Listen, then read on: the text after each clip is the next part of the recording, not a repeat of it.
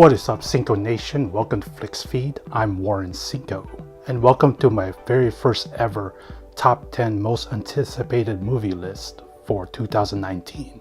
Now, the way it goes is it goes from least to most anticipated, so 10 through 1 in this order. Now, with that said, here's a little disclaimer. This is not a conclusive list. It can change based on future trailers or other movies I've never heard before and just suddenly pops out of nowhere during the year. So in other words, this list can go up and down. I may take some movies out. I might add some in. There's really no way of knowing in the end. There are going to be a lot of good movies that's going to be playing this year.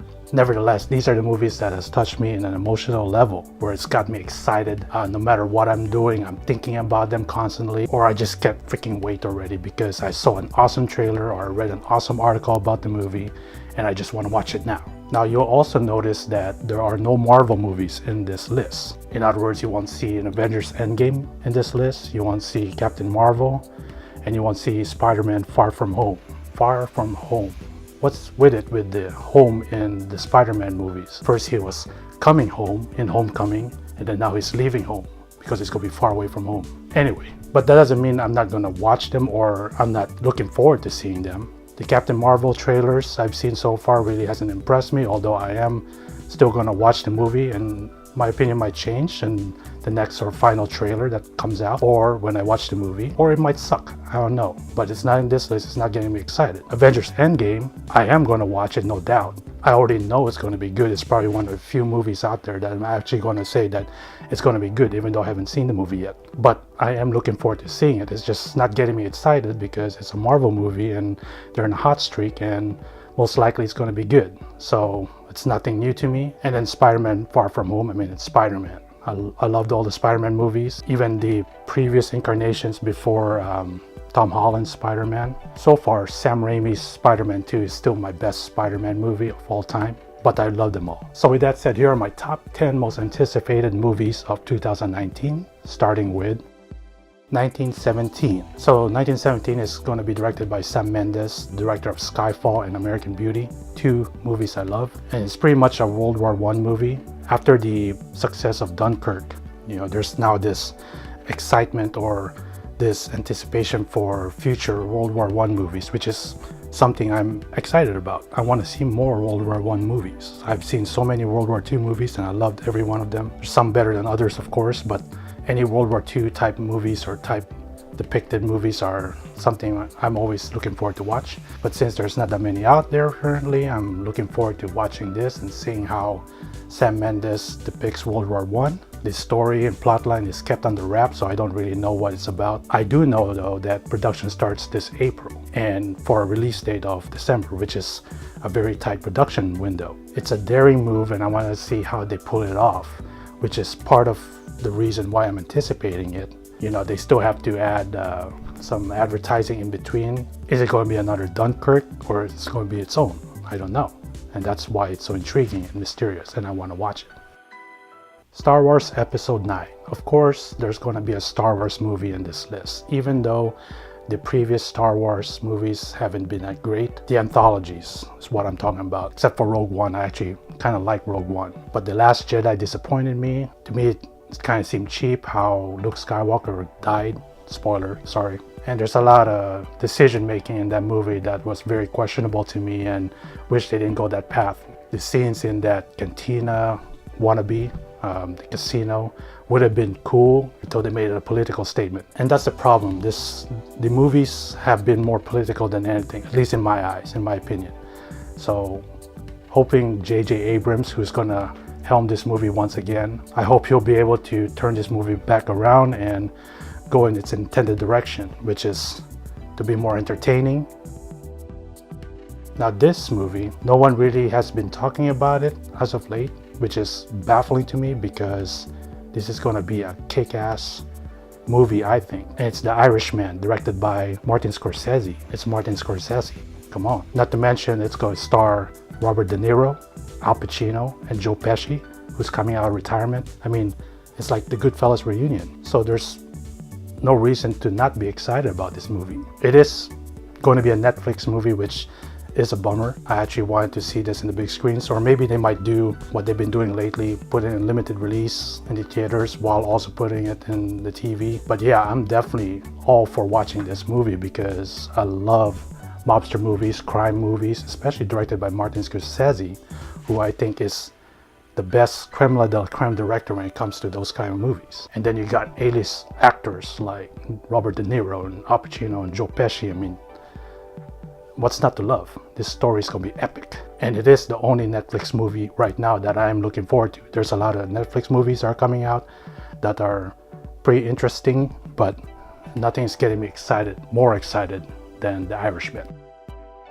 Next up is Ad Astra. So many of you probably never heard of this movie.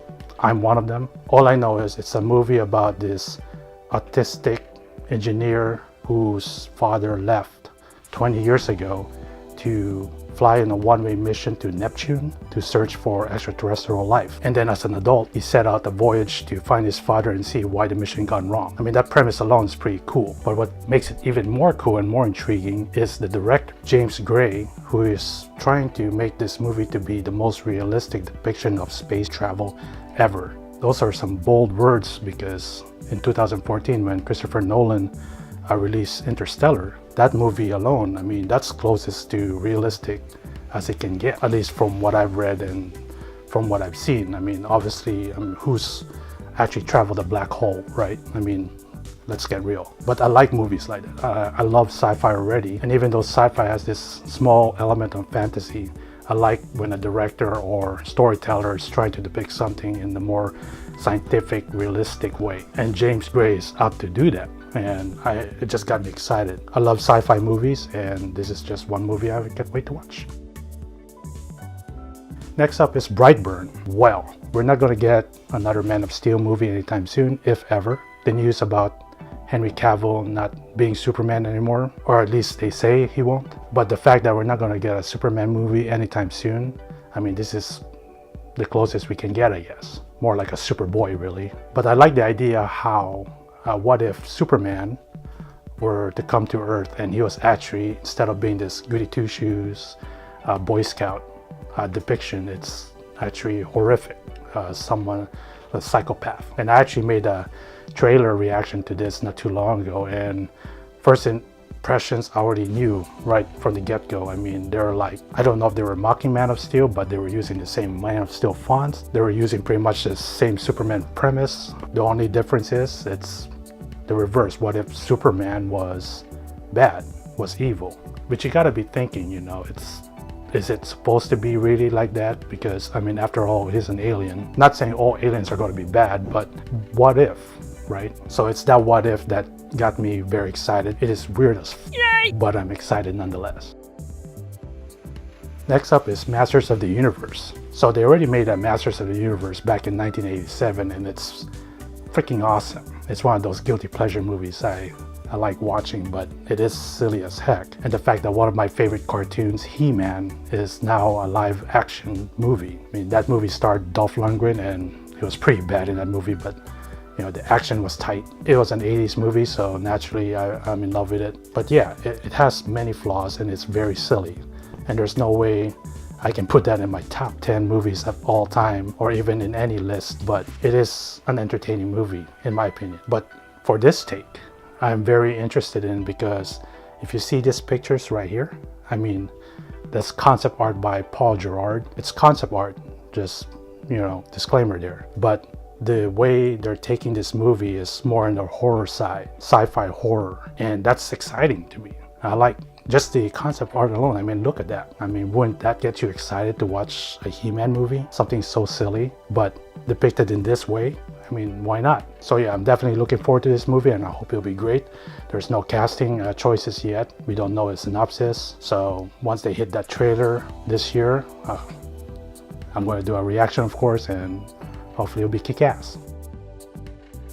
Okay, so next up is the James Wan produced horror flick, The Curse of La Llorona, or La Llorona, or My Sharona. Anyway, I saw the trailer in Comic-Con and it was pretty terrifying. I'm always rooting for a really good, scary horror flick. Problem is there are not that many, but when you put James Wan's name in it, most likely it may be good.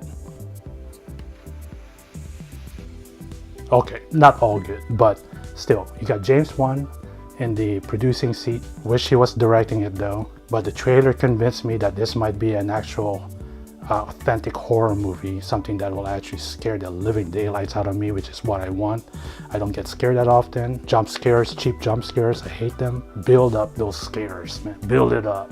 Creepiness. Add some creepiness, add some atmosphere, make it scary, make it worth my time and money watching a horror movie, because almost always horror movies are failures to me. I loved all the James Wan directed horror flicks. I wish he was directing this movie, but he's not. Nevertheless, I am going to watch it and I am very excited for it.